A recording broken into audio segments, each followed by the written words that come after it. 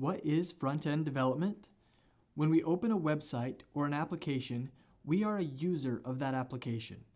As users, what we see and interact with by clicking buttons and entering information is called the user interface. There is more going on behind the scenes than what we see on the user interface, and that stuff happening behind the scenes is part of the back end, but the displaying of data, images, buttons, text fields, and calculations surrounding these items all happen on the front end of the application. When we say front end, we are talking about the user interface, the piece of the application that is running on the user's or client's computer. The front end will send requests to the back end when the user does something like click a button to retrieve additional data to display. An example would be when a user of a social media website clicks a button to show everyone that they are following.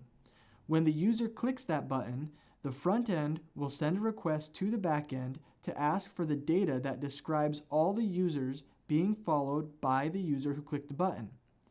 When the back end responds by sending the requested data, the front end then displays the data for the user to further interact with. Front-end development consists of building the piece of an application that runs on the user's computer, which typically consists of something built from HTML, CSS, and JavaScript when it comes to modern web application development.